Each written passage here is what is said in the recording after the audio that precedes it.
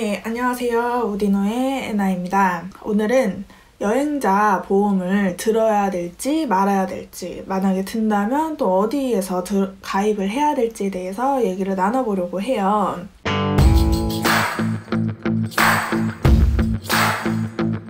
그러면 여행자 보험을 들어야 할까요? 안 들어야 될까요? 네, 말해주시는 분이 없으니까. 사실 강요하거나 꼭 준비해야 되는 건 아닌 것 같아요. 만약에 해외에서 뭔가 일이 터졌을 때 직접 내도 괜찮을 만큼의 그 병원비가 비싸지 않은 도시인 것 같다라고 했을 때는 꼭 가입할 필요는 없어요. 왜냐하면 보험이란 건 항상 어떤 나중을 위한 예방을 위해서 준비하는 거잖아요. 저 같은 경우는 매년 들었죠. 사실 가입을 하면서도 좀 돈이 아깝다는 생각을 했어요. 왜냐면 장기 여행이기 때문에 뭐 한 달만 할 것도 아니고, 저 같은 경우는 6개월 세팅을 하고 가기 때문에 되게 그렇게 자주 아플 것 같지도 않고 뭔가 좀 돈이 아깝다라는 생각? 뭐 2, 30 정도 세팅할 때도 있었으니까. 사람이 역시 장담을 하면 안 되더라고요. 제가 생각보다 몸이 아플 때도 많았고, 아플 때마다 병원을 가진 않았어요. 그냥 아파도 그냥 대충 견뎌서 1년차 때는 딱 한 번 병원 간? 그러니까 그때 보험비가 한 20만 원이었는데 병원에서 쓴 거는 아마 얼마 안 될 거예요. 왜냐면 발리에서 너무 심하게 아파가지고 한 번 들렸거든요. 근데 이제 2년차 때는 뭐 이런저런 이유로 다른 서비스를 이용하긴 했는데, 그때도 한 10 얼마가 나오기는 했어요. 근데 뭐 그때 역시도 비슷한 생각이었죠. 아, 내가 이 돈을 들여서 보험 꼭 가입을 해야 될까? 이게 뭔 일인가? 치앙마이에서 스쿠터 사고가 한번 난 거죠.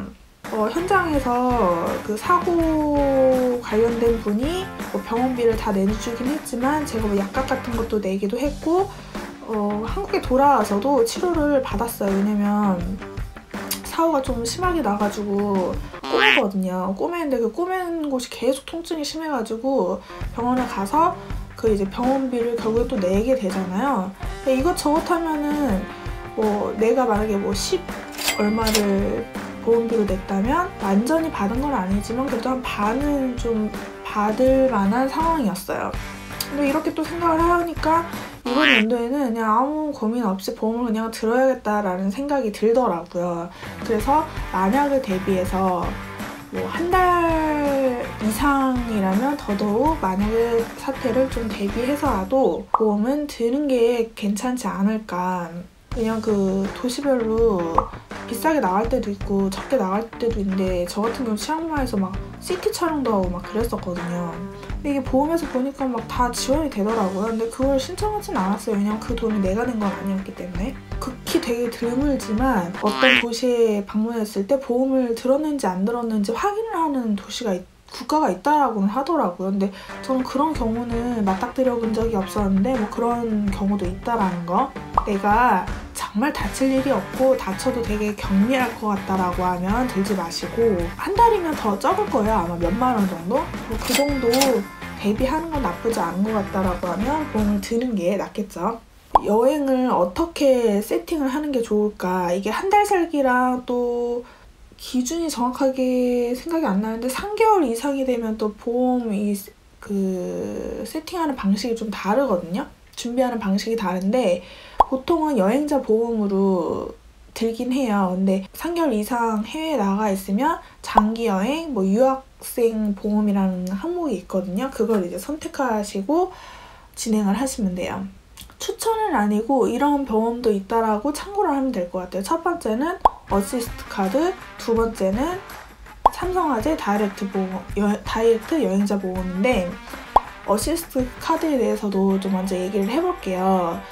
제가 이 보험을 선택했던 이유가 뭐였냐면, 통역해주는 게 굉장히 좋은 서비스라서 선택을 했었거든요.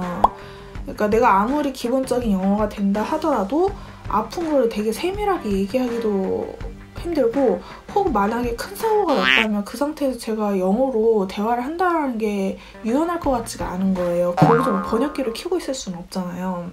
실제로 이제 발리에서 아파가지고 통화를 연결을 해가지고, 제가 이게 기억이 정확하진 않지만 그 통화료가 무료였던 걸로 기억을 하는데, 만약에 무료가 아니라고 하면 이제 통화 비용이 나가겠죠?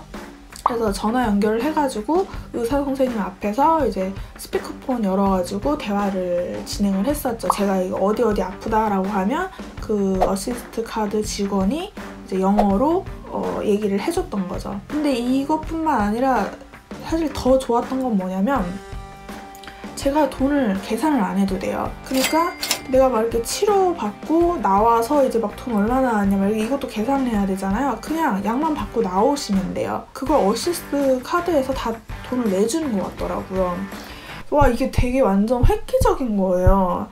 왜냐면 뭐 언어도 언어인데 아파 죽겠는데 막 거기서 계산하고 있고 막 왔다 갔다 하고 이게 상태가 안 좋아지면 그런 걸 신경 쓸 겨를이 없거든요. 근데 그런 거를 신경 안 써도 된다는 거에 굉장히 좋은 메리트가 있었죠. 대신 좀 비싸다는 거? 아무래도 다른 어떤 보험사보다는 약간 1.5배 정도 비싼 듯한 느낌이 들어요. 1.5배에서 한 2배 정도? 태국이랑 베트남 같은 경우는 장기여행 유학생 보험으로는 가입이 안 돼요. 만약 그 베트남이나 태국이 첫 번째 도시라면 단기 여행으로 보험을 세팅한 다음에 그 이후에 이제 기간을 장기 여행으로 준비를 해야 되는 거죠. 좀 복잡하기는 한데 어쨌든 저는 단점보다 장점이 좀 큰 보험 같기는 해요.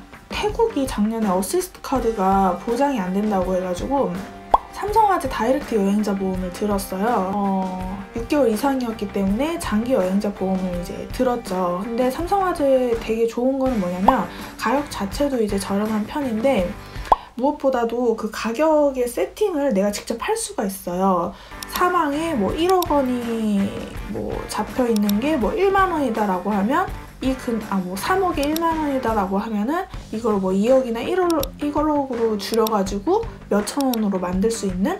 그래서 내가 좀 필요 없는 항목이다라고 하면 영원으로 세팅이 가능하거든요. 그건 굉장히 좋은 메리트가 있는 거죠. 안 좋은 건 없는데 뭐 서류를 좀 잘 준비해야겠죠. 영수증이나 뭐 서류를 좀 잘 준비해가지고 돌아와서 그걸 내가 이제 막 신청을 해야 된다라는 거.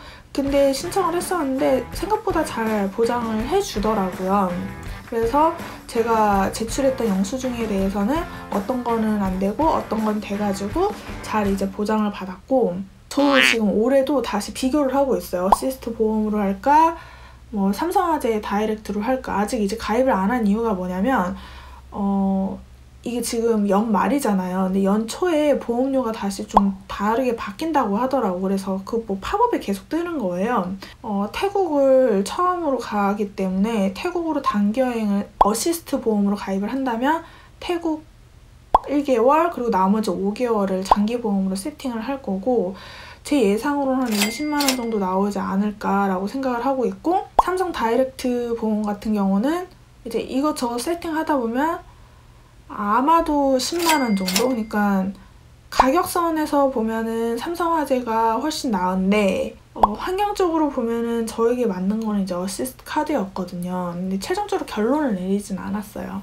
다음 주에 아마 돈이냐 환경이냐를 가지고 결정을 하지 않을까, 그런 보험에 대해서 얘기를 해봤고요. 궁금한 사항이 있으면 댓글 남겨주세요. 다음 편을 계속 보고자 한다면 구독과 알림 설정해 주시고요. 안녕.